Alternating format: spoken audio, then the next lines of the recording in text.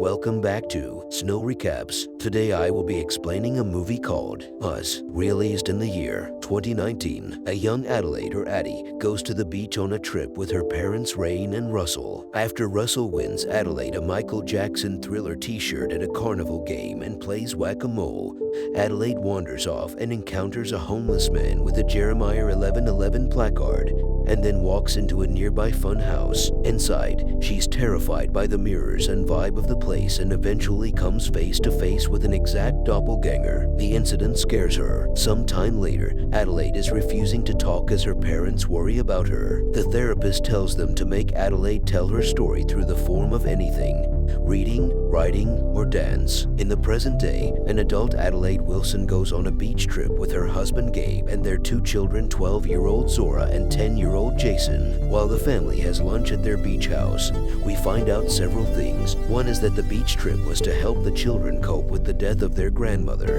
and the other is that Adelaide appears to still be terrified of the idea of going to the beach because of what happened before and refuses to go. After some persuasion, however, she reluctantly agrees to join her family to go to the beach. On the way, the family sees a man being brought into an ambulance.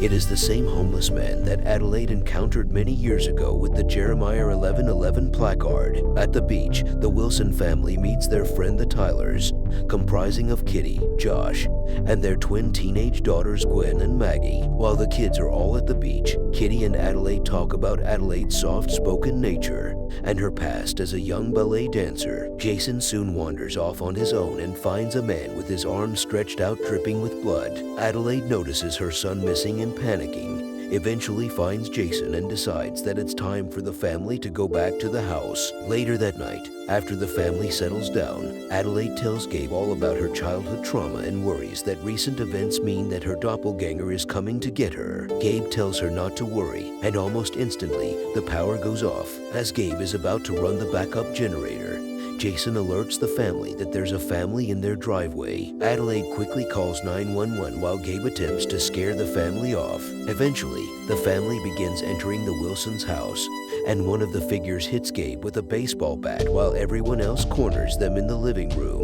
Inside the living room, the Wilsons get a better look at the family, and it is all doppelgangers of themselves, all of them wearing red jumpsuits and wielding a pair of scissors. Adelaide's doppelganger tells them of a story of a princess and her shadow and their relationship before forcing Adelaide to handcuff herself to the table. She then makes Zora run away from the house with her doppelganger in hot pursuit, makes Jason join his to play, and has Gabe's drag him off to a boat. Adelaide's is red, Gabe's is Abraham, Jason's is Pluto, and Zora's is Umbri. From this point on, we encounter the family dealing with their doubles in several ways. After running far away, Zora thinks she's outrun her doppelganger Umbri, only for her to appear on the top of a car. A neighbor spots the commotion and confronts them, but Umbri murders him with her scissors while Zora escapes. Abraham drags an unconscious Gabe all the way to the family's boat and then places him inside a bag. Gabe eventually awakens and successfully throws Abraham overboard. Later on, however, the boat engine fails and Gabe falls in the water. He ultimately makes his way back to the boat, only for Abraham to emerge and grab him. After a fight, Gabe manages to turn on the boat's engine in time,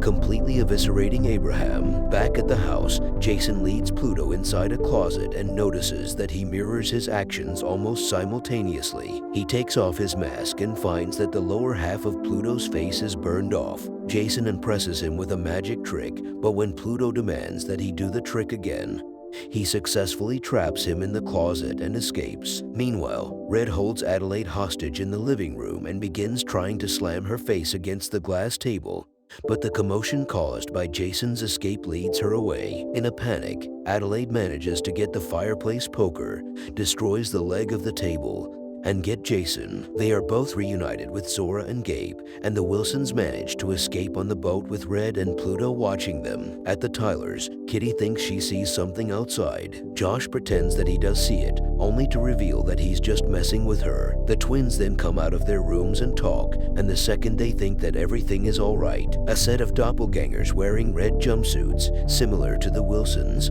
all emerge and kill the whole family. When the Wilsons arrive looking for help, Kitty's double drags Adelaide into the house while Gabe attempts to distract Josh's double. The kids enter the house. Zora takes a golf bat and proceeds to look for Adelaide. They see Kitty and Josh dead on the floor. They hear something upstairs and decides to check it out. Jason grabs a showpiece and puts his mask on. They both go upstairs only to discover the twins dead on the floor. They see the doppelganger and prepares themselves to fight her. Zora hits the twin with her golf bat and she falls to the ground. The other twin attacks Zora from the back and they both gets into a fight. Zora hits her with the golf bat continuously till she dies. The doppelganger Kitty puts on Kitty's makeup while Adelaide is handcuffed against the bed. Gabe takes the doppelganger Josh to the boat. The doppelganger puts the scissors on the face of Adelaide trying to harm her but instead makes a cut on her face. Josh and Gabe fights in the boat. Hearing the noise, Kitty looks through the window and screams. Zora enters the room with her golf bat and attacks Kitty. Kitty pushes Zora in the bed and tries to harm her with the scissors. Adelaide begs her not to. Just at that time, Jason hits her in the head with the showpiece. Gabe comes to the door and enters the house saying he has killed the doppelganger of Josh. The Wilsons turn on the TV and find out from frantic news reports that the red-clad doubles have been inexplicably appearing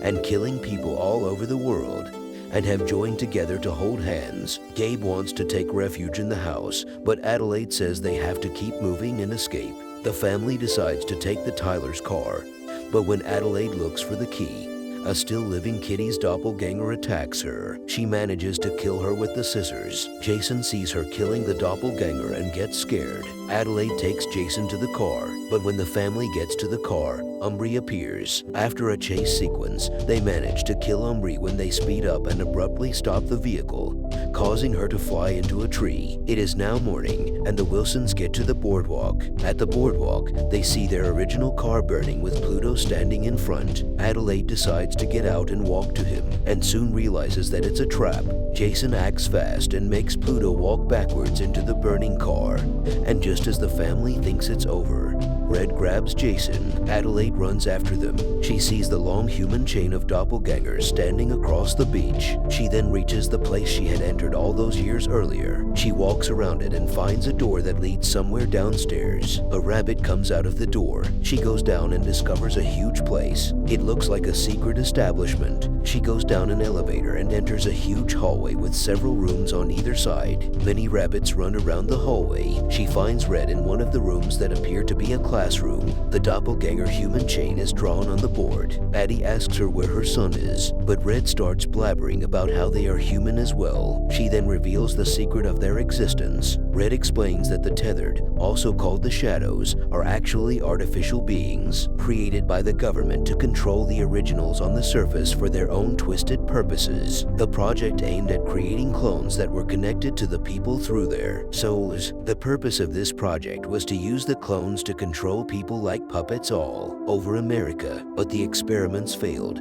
and the tethered were abandoned underground for generations, mindlessly mimicking the actions of their counterparts and surviving on rabbit meat. That night, Faith had brought Red and Addie together. The other quickly realized that Red was different, so they selected her as their leader. They planned this for years. They wanted vengeance on their counterparts, but more than that, they wanted to create a statement of their existence. Hence, they decided to form the human chain. After Addie's encounter with Red, her parents had admitted her to a ballet dance class, so Red used to mimic Addie and dance too. According to her, dancing was the reason that saved her. Then, they start to fight in the form of ballet. Red graciously dodges all of Addie's attacks. She has the upper hand in the fight. Red runs through the hallways as Addie follows her with the fireplace poker in her hand. Their fight grows more and more intense. Suddenly, Red leaps at Addie with a pair of scissors from behind, but before she can get her, Addie stabs her with the fireplace poker, killing her. As Red is on the verge of death, she whistles the same tune Addie had heard the first time she met Red. This agitates Addie, so she strangles Red with her handcuffs